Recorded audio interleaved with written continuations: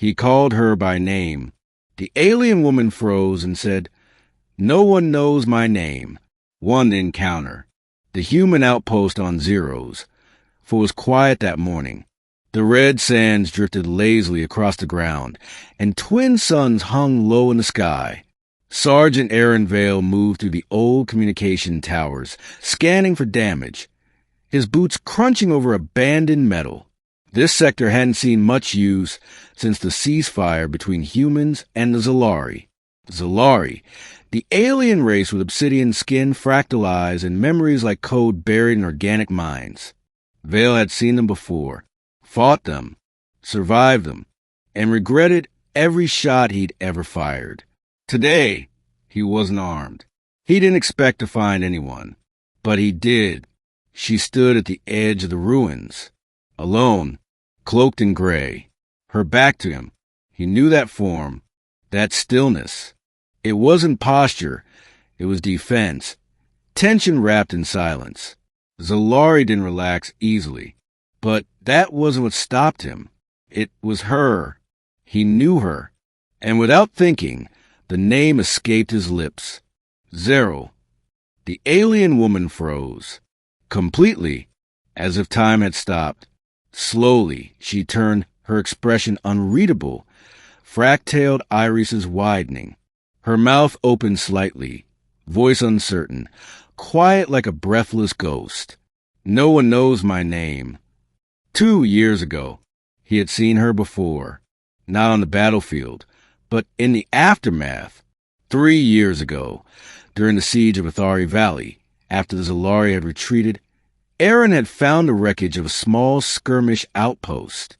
Inside, among the dead, there had been one survivor, a girl, a young Zerel, wounded, half-conscious. He'd been ordered to leave her, but he hadn't. Instead, he bandaged her, whispered softly, and stayed until help came, not from humans, but from her own people. Just before her retrieval, she had whispered a name to him, weak and full of confusion. Zerel. Then she was gone. He had never told anyone. Until today. 3. The present. "You remember me," she said now, her voice hollow with disbelief. You knew me." "I did," Aron said gently. "And I still do. I was dying. You were living. You saved me. I couldn't leave you, even if you were the enemy." She blinked rapidly. "You knew my name, even after all this time." He nodded. "You mattered." She took a slow step forward. "Why? Why would you care about one alien girl?" "Because you weren't a threat," he said. "You were scared, bleeding, alone. And now..." He took another step, cautiously. "Now I see you're still standing." She looked down, her fingers twitching. "I thought it was a hallucination. I thought no human would remember me. They call me a ghost, a glitch in the system. I wasn't supposed to survive." "You did." For trust. They walked together through the ruins. She kept her distance at first, but eventually her shoulders relaxed.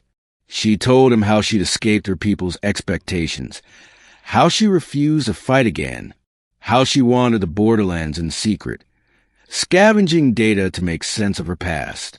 She told him she never stopped thinking about the soldier who knelt beside her, who whispered, "You'll be okay." Aron listened. In turn, he told her about the war, the nightmares, the guilt of every face he didn't save. And when silence fell between them again, it wasn't awkward. It was full of peace. 5. The storm.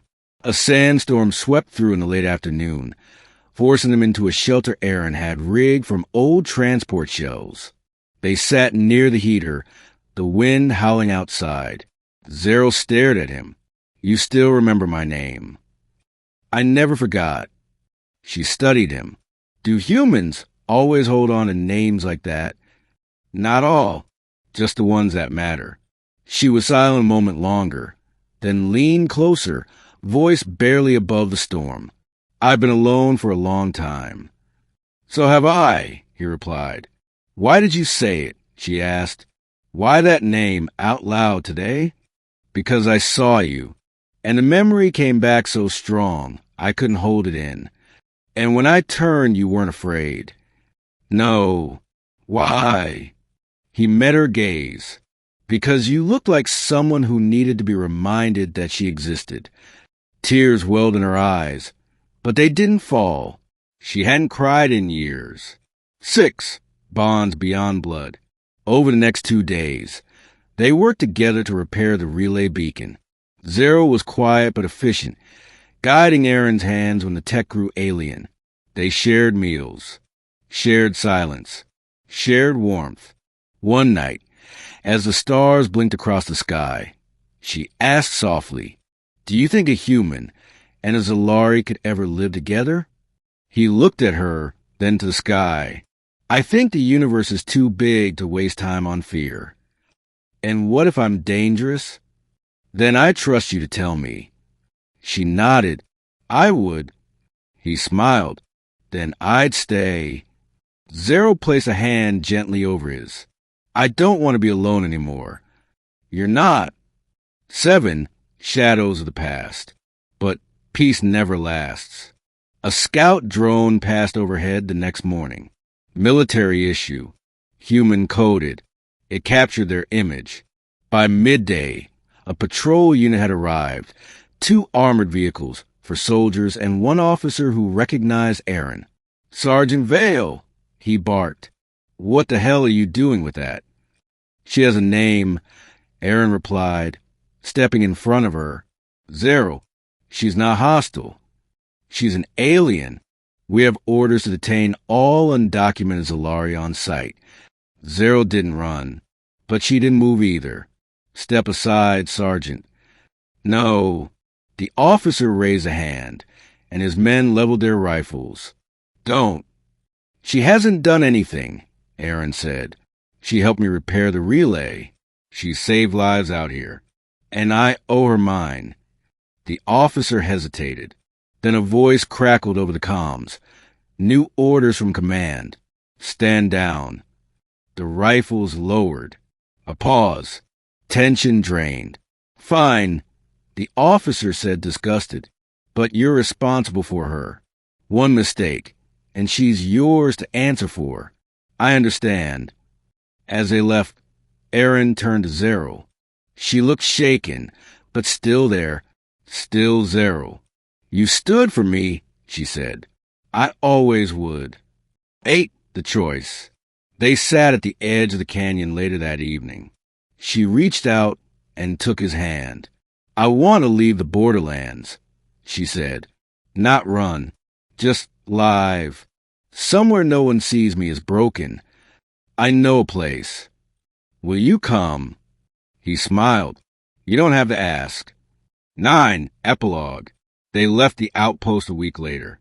Together, no longer hiding. She wasn't a ghost. She was real, Zerel. And someone, finally, had remembered her name.